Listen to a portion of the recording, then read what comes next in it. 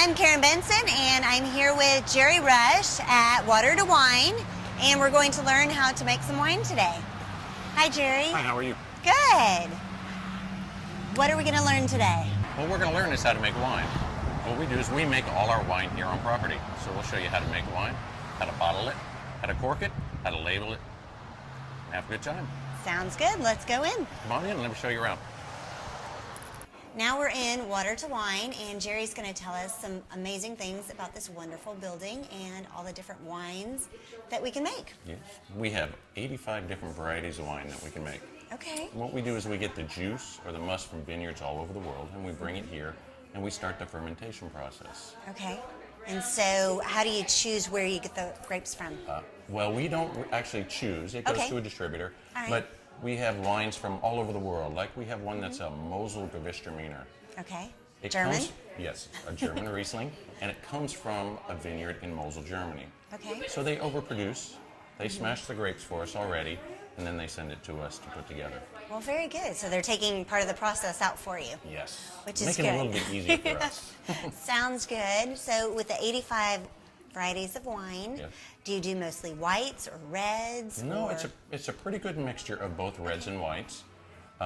Anybody's allowed to come in and have up to 5 free tastings. Okay. And then you can buy it by the glass, by the bottle, or you can actually come in and make your own batch of wine. Sounds good.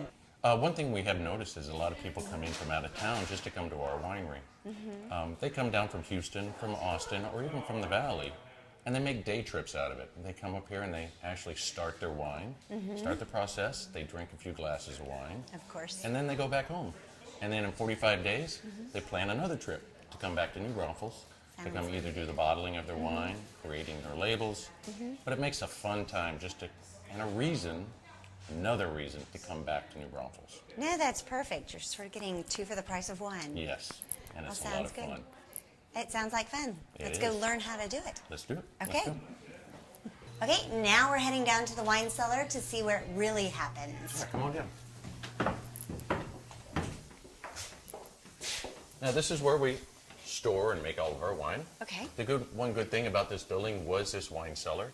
It stays at constant temperature down here year round, Okay. which is perfect for making the wine. What temperature does it need to stay Right at? around 72, 74 degrees is Okay. a real good temperature for our wine to, as I say, cook. Perfect. And this is all of our finished wine, and we still have a lot in production. If we come over this way, this is some wine that is being made. This is a Pinot Noir. As you can see, this one-way valve, it's letting the gases out and not letting any air in. Okay. The bubbling is the yeast eating at the sugar, and it's creating the gas or the alcohol that you want in the wine. And then we come down this way. We have a Shiraz here. Let's see, we have a green apple Riesling. That's the one you're drinking. That is my favorite. And then these are what we call our crushed wines.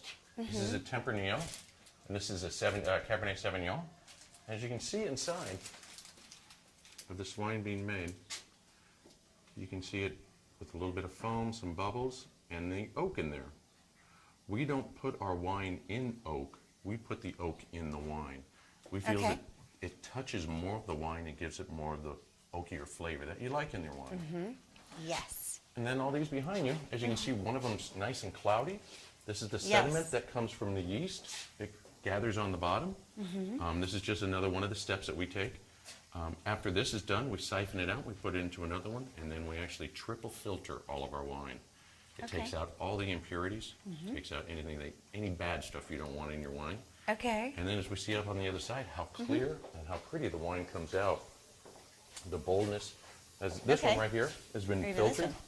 How clear it is. You can see all the way through it. And then our reds over on the other side, how bold the red colors are and just how beautiful they are. As you can see, these wines have already been filtered, are clean.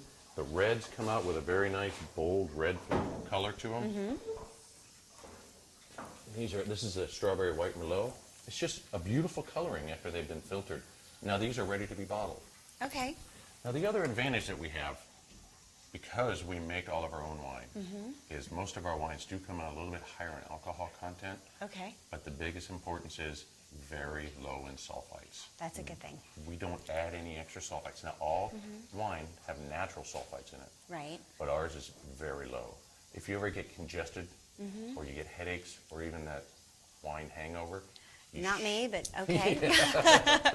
you shouldn't get it from our wines. That's how low the sulfites are in our wine. Oh, that's great. Yes, very nice. Yes, well, right now we're in the bottling area. Yes. And this is the area when you come in to do your bottling, you're more than welcome to bring in friends, anybody really. And we invite you to bring in some cheese, crackers, pizza, any kind of food you like Sounds to good. enjoy while you're bottling. It's an easy process. We've already cleaned and sanitized these bottles. Okay. And I'll go ahead and show you how to do this. You kind of push down on the arm and line the bottle up.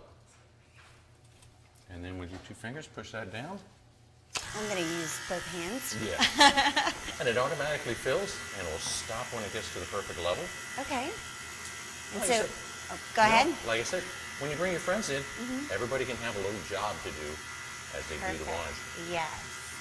And so how many bottles of wine can you make a day? I know Well- it depends on what else you're doing, if you're drinking a little bit, having some Right. snacks.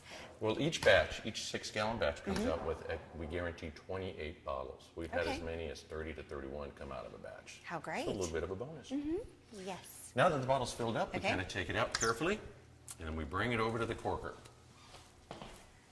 So we slide it underneath, line it up, Got it. get a cork, drop it in, and let you pull it down. And it's halfway finished. Now There we we just go. A nice corked bottle. need to do the label. Now we find a nice label to put on it. We line it up. Do people ever have the tendency to do them funny? Oh yes, upside down and things like that. All right, so if I'm wanting to put this on there, do I want to do it? Yeah, just kind of like in About the right middle of the there. bottle. That looks good. Perfect. And then we get to find a foil to match the picture. Let's go ahead and do a gold one. Okay. Put a gold one on. And we bring it over to the, slide it up. And there you are. One Perfect. finished bottle of wine. A great bottle of wine. So thanks for joining us at Water2Wine, and now you know how to make some great wine. And you need to come down and visit. They're at 185 South Seguin. And Jerry, I appreciate it so It was much. my pleasure. Thank you for coming in. Oh, you're welcome. And let's have a Thank you. toast. And thank you very much from You're- Water to Wine. You're welcome. Thank you. Cheers.